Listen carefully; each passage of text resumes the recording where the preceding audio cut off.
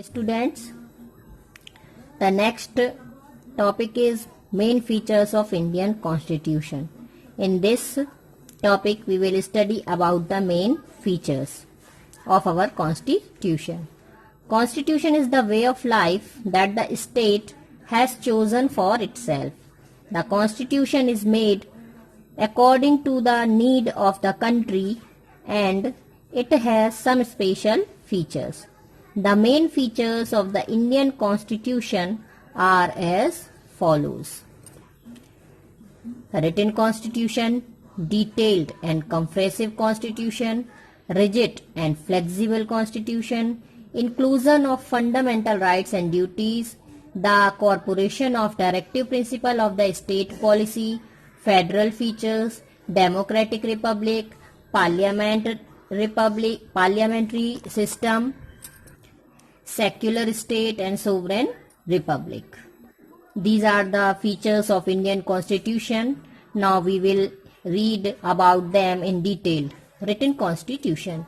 There are some countries which do not have a written constitution. England is one such country which has a conventional or evolved constitution. India has a written constitution. It was made by the Constituent Assembly. It is a written and constructed constitution. Detailed and comprehensive constitution.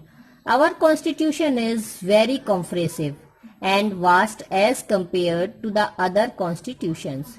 People of different castes, religions and speaking different languages reside here.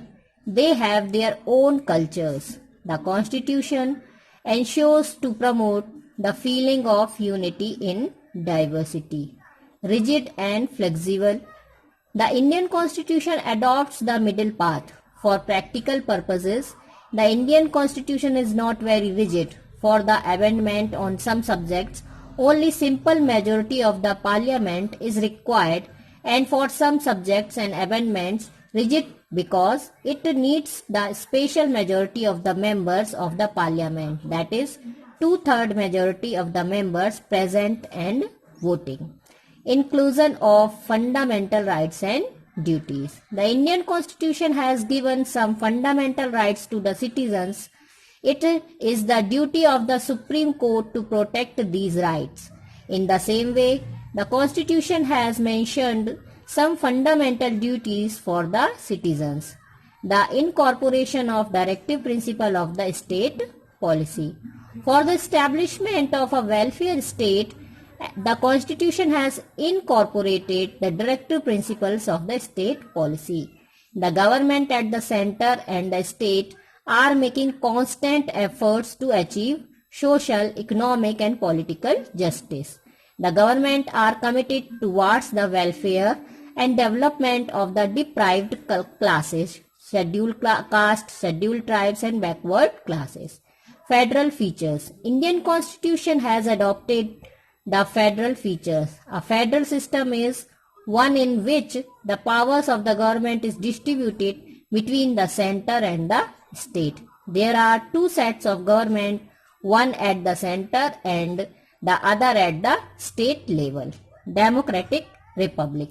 India is a democratic state because in a democratic state, the rights of the government are vested in the public.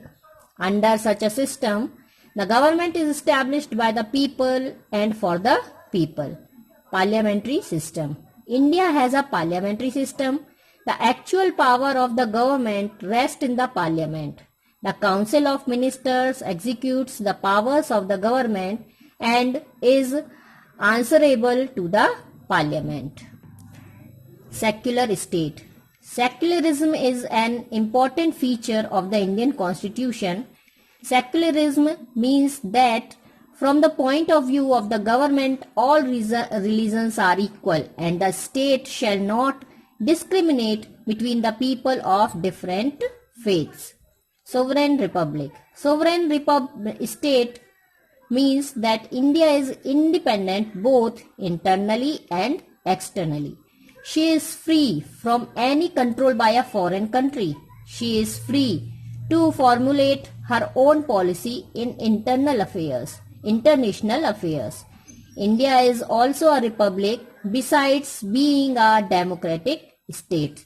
So dear students, there are some features of our Indian constitution. I am explaining you. The first, पहली जो हमारी Indian constitution की सबसे पहली जो विशेषता है वो है कि इंडियन कॉन्स्टिट्यूशन लिखित कॉन्स्टिट्यूशन है। हमारा जो संविधान है वो लिखित में है।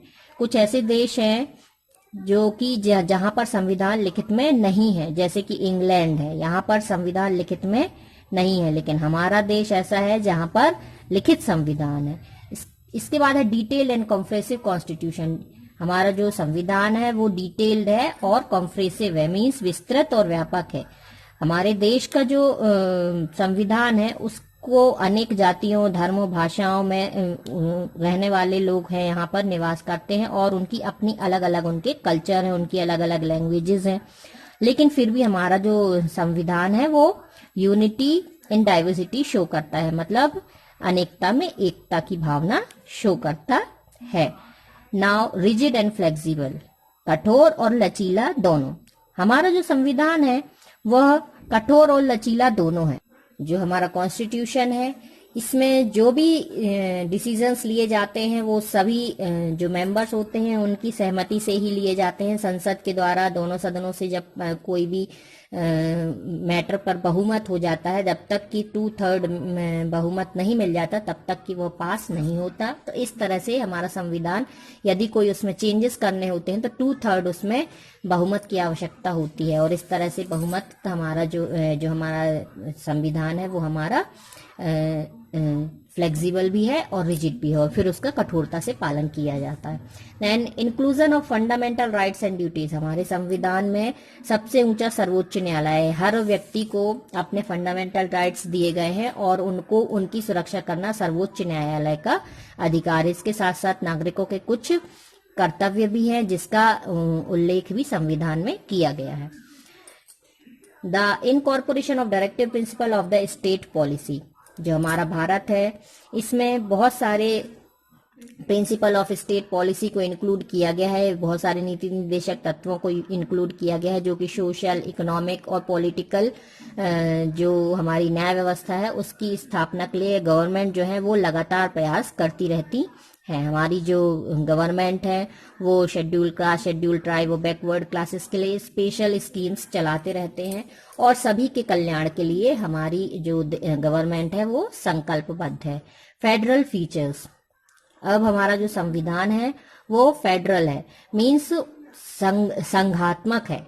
हमारा जो भारत है, भारत का जो उसमें बहुत सारे ऐसे, हमारा जो देश है उसको डिवाइड कर दिया गया है सेंट्रल में और स्टेट में। मीन्स सेंट्रल में एक गवर्नमेंट होगी और एक गवर्नमेंट स्टेट लेवल पर होगी। दोनों ही गवर्नमेंट मिलकर के देश को आगे बढ़ाने का काम करते हैं। Now democratic Republic. जो इंडिया है हमारी वो डेमोक्रेटिक कंट्री है। यहाँ पर पब्लिक को ये अधिकार है कि वह अपना प्रतिनिधि चुनेगी और यहाँ पर जो गवर्नमेंट है वो जनता के द्वारा जनता के लिए चुनी जाती है। For the people, by the people. Now parliamentary system, संसदीय प्रणाली। जो हमारा पार्लियामेंट्री सिस्टम है वो इस तरह का है कि यहाँ पर जो सारी शक्तियां हैं वास्तव में वो गवर्नमेंट की जो सारी पावर्स हैं वो संसद में है, हमारी संसद में है, जिसका प्रयोग जो हमारे मिनिस्टर्स हैं, काउंसिल ऑफ मिनिस्टर्स हैं, वो इन पावर्स का यूज करते हैं लोगों की भलाई के लिए और संसद के प्रति वो ही आंसरेबल भी होते हैं।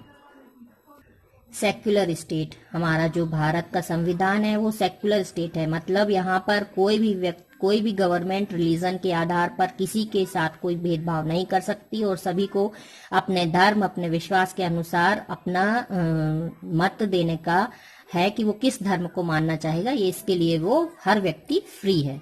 गवर्नमेंट किसी के साथ कोई भी भेदभाव नहीं कर सकती है धर्म के आधार पर। Sovereign Republic. नाउ हमारा जो कॉन्स्टिट्यूशन है ये कॉन्स्टिट्यूशन यह बताता है कि हमारा भारत जो है वो इंटरनली एक्सटर्नली दोनों ही तरीके से हमारा देश बिल्कुल फ्री है, किसी के अंडर में नहीं है। फॉरेन कंट्री का कंट्रोल हमारे देश पर अब नहीं है।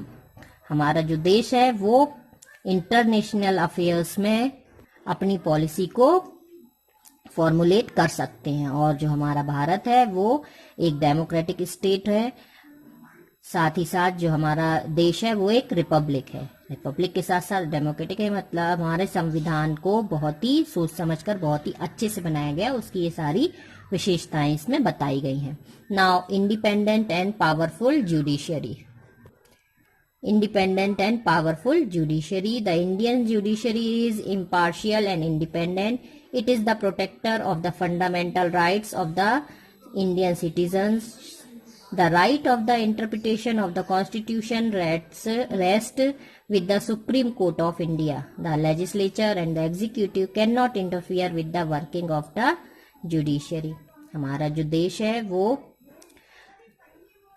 सोवरेन रिपब्लिक होने के साथ साथ इंडिपेंडेंट भी है, इम्पार्शियल है।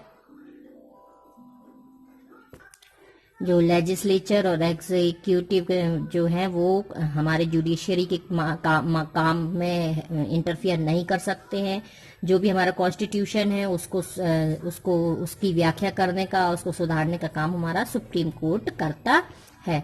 इस तरह से हमारा जो कॉन्स्टिट्यूशन है वो पूरी तरह से इम्पार्शियल है।